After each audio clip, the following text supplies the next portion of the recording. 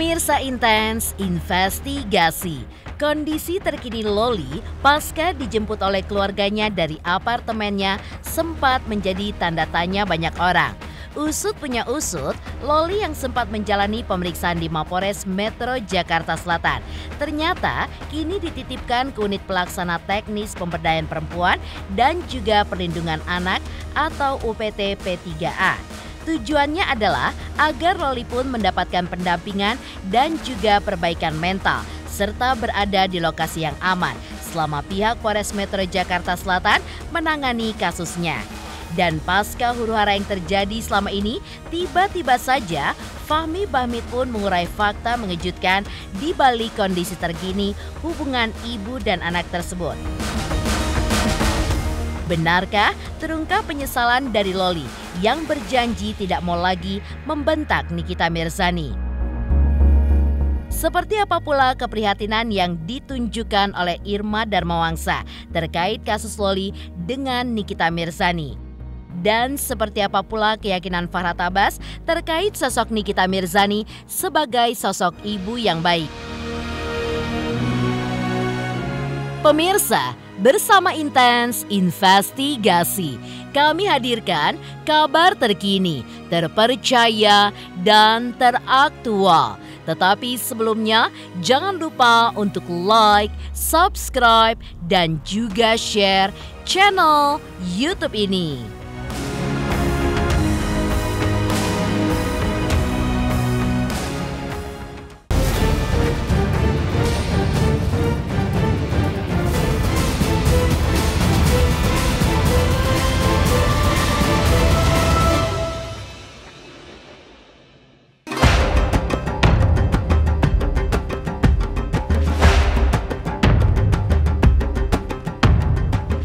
Perseteruan Nikita Mirzani dan Loli sepertinya mulai sedikit mereda setelah Loli ditempatkan di rumah aman di unit pelaksana teknis Pusat Perlindungan Perempuan dan Anak UPT P3A Provinsi DKI Jakarta.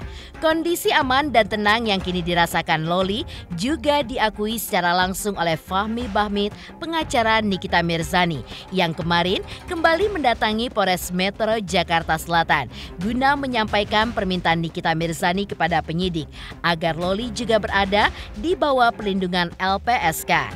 Di luar itu, Fahmi pun juga mengkilas balik pertemuannya dengan Loli di Mapores Metro Jakarta Selatan beberapa hari lalu saat Loli diperiksa sebagai saksi, di mana saat itu sambil menangis, Loli pun mengaku menyesal dan ia pun berjanji tidak akan lagi menghardik serta memanggil sang ibu dengan namanya secara langsung.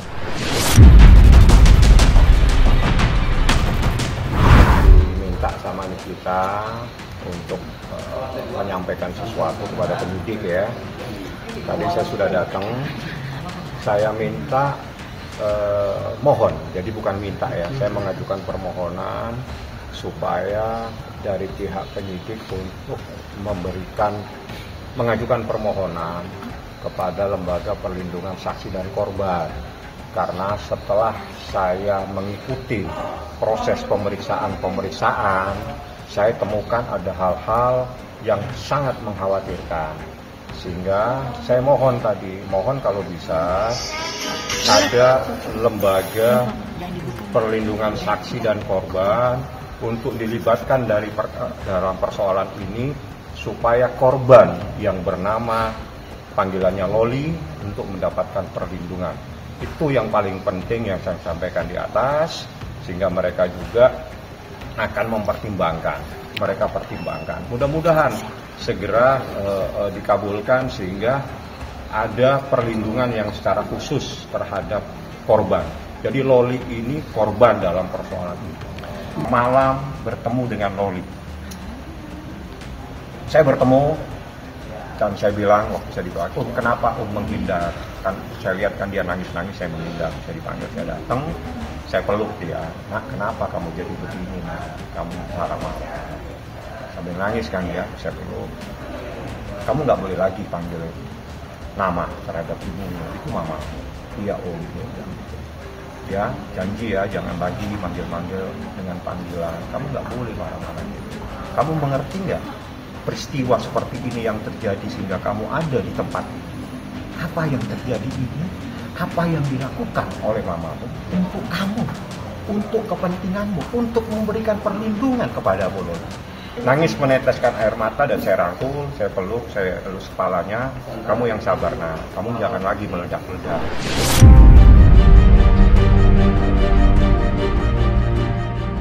Meski dikenal sebagai sosok artis yang kontroversial, namun sisi lembut dan juga tanggung jawab Nikita Mirzani sebagai seorang ibu tampak begitu jelas dari langkah tegasnya melaporkan Fadel Bajide, kekasih Loli, ke pihak kepolisian.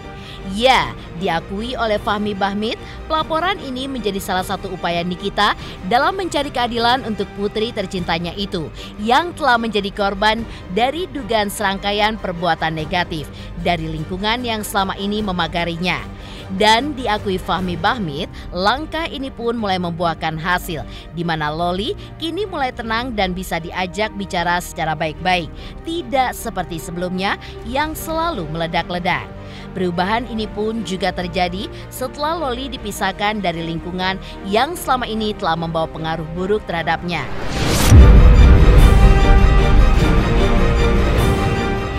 Mamamu, dia berjuang untuk kamu saat ini.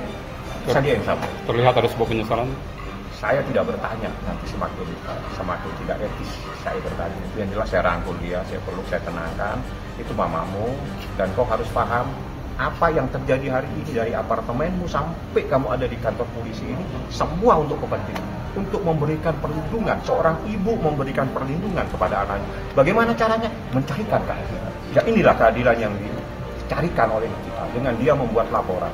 Anak saya harus mendapatkan keadilan. Saya berharap setelah dijauhkan dari orang-orang yang mungkin selama ini berkomunikasi, dan mungkin ada orang yang bisa mengajak bicara, karena yang selalu bisa mengajak bicara dia itu yang masih lebih santai itu kayaknya pamannya, artinya kakaknya Niki.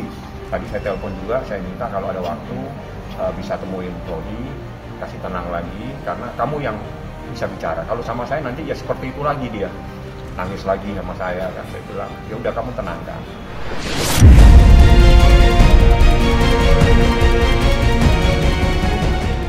Serangkaian perbuatan negatif yang diduga telah dilakukan Fadel Bajide terhadap Loli menurut Fahmi Bahmit sempat pula diungkap oleh sejumlah saksi. Mendengar hal itu, maka sebagai seorang ibu, emosi Nikita Mirzani pun akhirnya tersulut dengan sendirinya.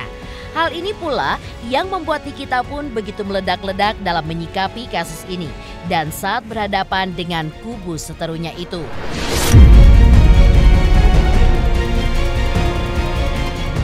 Korban ini yang pegang saksi kunci, artinya dia yang tahu dan dia juga yang menjadi korban, sehingga dia harus dijaga yang sedemikian rupa.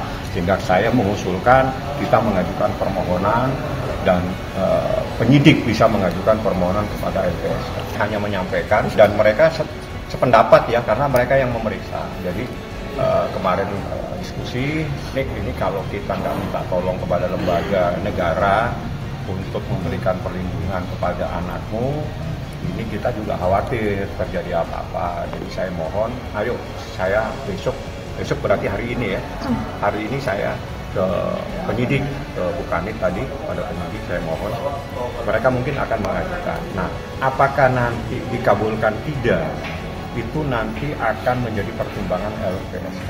Ada saksi korban yang bernama Loli, ada juga, jadi Loli itu korban. Jadi sesuai dengan undang-undang dia berhak untuk mendapatkan perlindungan dan itu ada syarat-syaratnya. Nah, syarat-syarat ini nanti akan disampaikan atau mungkin akan dikaji tersendiri oleh lembaga LPSK tersebut. Bang, sebegitu urgent kah? Sangat urgent. Kayak soal kalimat nggak boleh kita sampaikan. Sekali lagi, saya berkali-kali mengajukan permohonan maaf. Ada batasan yang diberikan undang-undang yang melarang saya untuk menyampaikan proses pemeriksaan. Tapi Anda saya kasihkan hal-hal yang memang bisa saya sampaikan. Seperti tadi, saya akan mengajukan permohonan perlindungan terhadap saksi dan korban karena Loli adalah korban. Boleh saya sampaikan, tapi isi dari persoalan itu saya dilarang. Tapi kalau Anda bertanya kepada Humas dan Humas menyampaikan, ya itu haknya penyidik.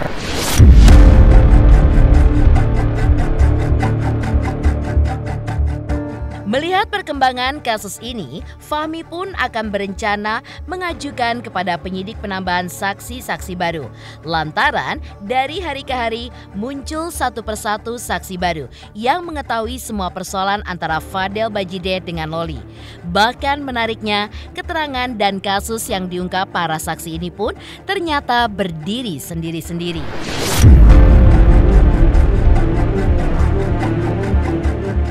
Saksi yang sudah datang dan sudah dengan sendirinya, mereka yang menelpon, mereka yang ingin menegakkan kebenaran untuk melindungi seorang anak, itu rata-rata datang sendiri. Dia telepon saya, saya tanya ada apa, saya tahu begini dan seterusnya. Oke, kita ketemu. Kamu tahu apa persoalan? Dia cerita satu persatu, dia cerita. Oke, karena gitu, kalau kamu tidak keberatan, kamu menjadi saksi, macam-macam saksinya. Saksi yang kejadian awal ada, jadi di bulan April. Saksi yang tahu di bulan Juni ada. Saksi yang tahu, jadi persoalan ini persoalan tersendiri. Tapi saksinya berbicara mengenai peristiwa-peristiwa sendiri. Jadi contoh, peristiwa April itu ada saksi tersendiri yang bercerita.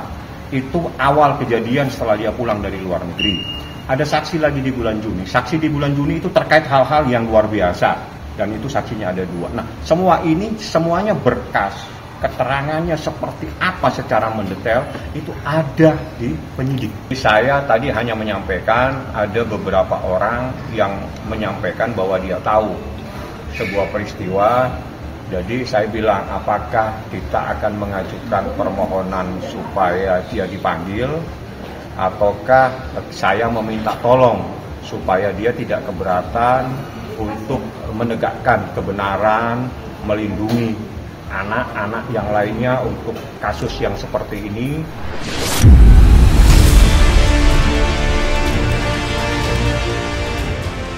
Dari penyesalan Loli yang berjanji tidak mau bentak Nikita Mirzani lagi, lantas seperti apa pula keprihatinan yang ditunjukkan Irma Darmawangsa terkait kasus Loli versus Nikita Mirzani?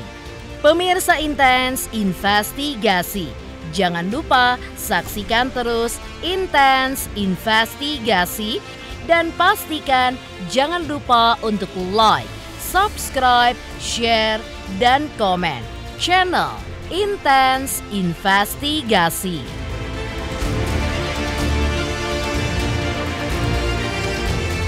Hai, aku Feby Marcelia mau ngingetin jangan lupa saksikan Intens setiap hari Senin sampai Jumat 5 kali sehari dan hari Sabtu 3 kali sehari. Dan jangan lupa juga di like, komen, dan subscribe. Bye-bye.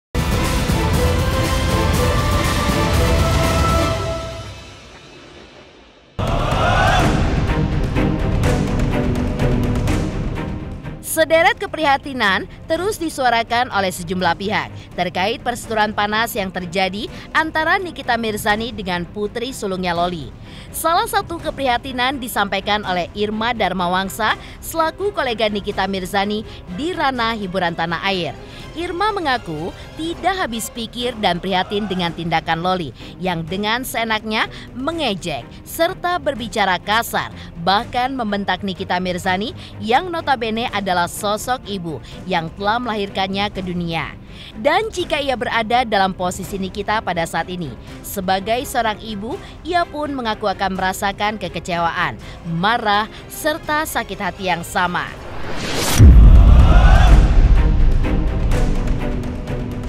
Perjuangan yang sangat berat ya, jadi bukan main-main, taruhannya pun nyawa loh kalau untuk melahirkan seorang anak. Jadi mau sejelek apapun orang tua kita, jadi kita tetap harus menghargai, harus berbakti. Karena kan biar bagaimana, itu kan akan turun-temurun. Seorang anak juga nanti kalau udah rumah tangga, dia akan punya anak juga. Jadi dia akan merasakan. Kayak saya lah, dulu saya memang sama ibu saya kadang suka baru ngomong apa, misalnya mungkin saya udah kecapean kerja kali pulang nyanyi. Jadi kalau dipanggil, Irma, apaan sih? Kadang kan suka ngomong gitu. Nah semenjak saya udah punya anak saya ada ngomong gitu, saya sakit hati loh. Saya merasakan apa yang dulu orang tua saya rasakan. Apalagi karena seorang laki-laki ya, maksudnya kan ya kita juga kan orang tua juga untuk melarang ke anak apapun itu pasti ada alasannya. Dan juga naluri orang tua tuh kenceng gitu, kuat gitu kan naluri orang tua kan namanya melahirkan anak, ngandung anak tuh pas tahu banget nih sifat-sifat anak tuh dari detail-detailnya tuh paham banget. Anak lagi, oh ini pasti dia lagi marah, oh dia ekspresinya begini, oh pasti dia lagi happy. Ini kan kita tuh paham, namanya kita orang tuanya kan, darah dagingnya sendiri. Jadi apapun yang dilakukan anak itu ya insya Allah kita ngerti lah apa yang terbaik. Kalau bisa sih ya musyawarah untuk mufakat, ya namanya sesuatu diselesaikan secara kekeluargaan pasti bisa lah. Yang penting sih ada penengahnya gitu kan, ada penengahnya yang memang bisa menengahkan. Oh ini bisa diselesaikan secara kekeluargaan, bisa diberikan apa sih ilmu-ilmu sisi agama-agamanya gitu kan. Itu kan ada semua tuh di hadis tuh ada kok gitu. Itu pun apa namanya saya pelajari, oh ini hadisnya ada seperti ini, oh ini begini, jadi kita juga paham. Kalau kita udah dikasih tahu masukan-masukan secara sisi agama tuh kita pasti akan masuk kok ke hati. Oh ini nggak boleh ya, oh iya nanti akan dosa ya. Ntar pasti kan akan ada ya, kalau bahasa kerennya kan mediasi sebenarnya atau perdamaian. Nanti juga lama-lama sih pelan-pelan. Ya sama aja lah, namanya api kalau disiram minyak tanah kan makin gede. Jadi ya pelan-pelan aja, dijamin dulu biar lama-lama apinya itu meredam. Akan memberikan efek jera tapi dengan caranya masing-masing yang menurut mereka benar. Nah, itu udah urusan masing-masing aja. Tidak hanya menyoroti sikap barbar Loli kepada Nikita Mirzani selaku ibu kandungnya, kekasih Irfan Sebastian itu pun juga mengkritisi gaya berpacaran anak-anak zaman sekarang alias Gen Z yang terlalu bebas dan juga kelewat batas. Irma tidak menampik pengaruh beragam tayangan yang ada di media sosial tidak terfilter dengan baik. Bisa jadi menjadi salah satu faktor hal itu terjadi. Karena itulah, sebagai orang tua, Irma pun melakukan pengawasan yang ketat dalam penggunaan media sosial dan juga gadget, agar anaknya tidak salah bergaul dan tidak terseret pengaruh buruk dari kemajuan teknologi tersebut.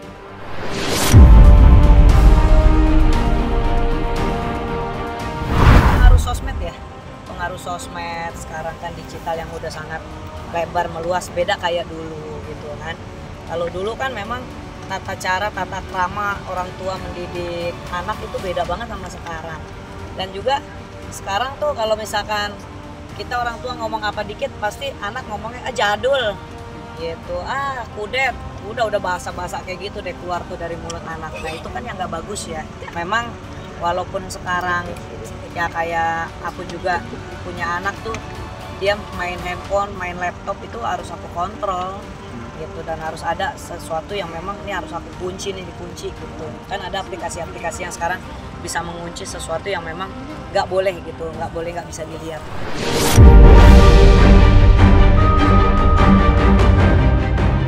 Menepikan keprihatinan yang diungkap oleh Irma Darmawangsa terkait kasus Loli versus Nikita Mirzani ibundanya.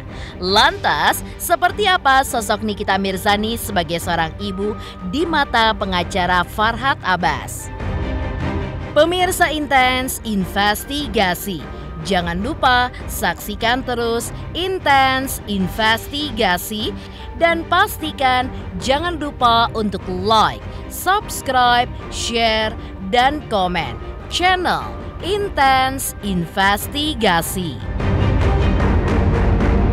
Halo, saya Cika Bode. Selamat untuk Intens Investigasi dengan subscribernya 3 juta. Wow, keren banget. Semoga info-infonya bermanfaat buat teman-teman semuanya. Selamat!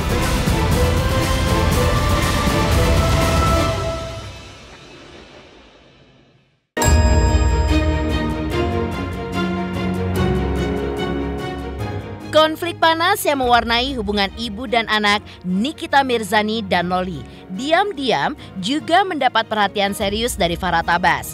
Ya, menurut Farhad, tidak hanya sekedar konflik keluarga saja. Kasus ini pun bahkan jelas-jelas sudah masuk ke ranah hukum karena melibatkan pihak lain yang diduga telah melakukan hal-hal yang melanggar kesusilaan serta berusaha untuk menguasai seorang anak di bawah umur yang seharusnya masih berada di bawah pengawasan orang tuanya.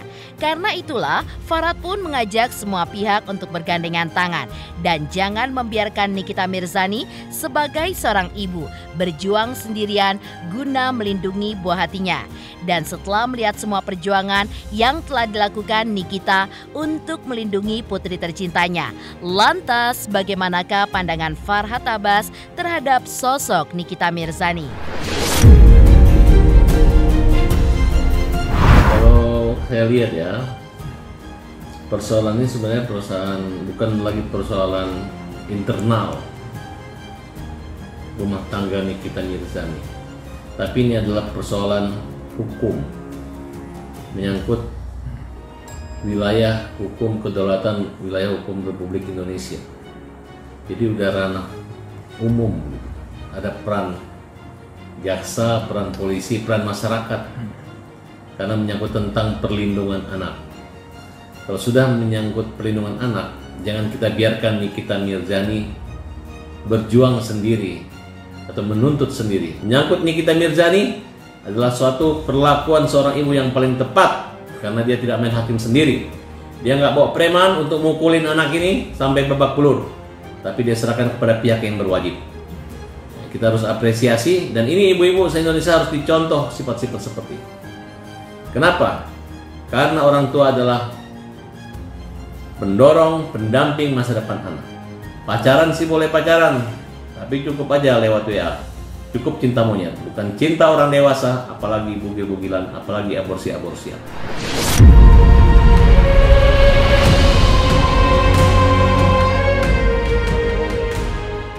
Demikian pemirsa, kabar terkini, terpercaya, dan teraktual yang kami hadirkan hari ini.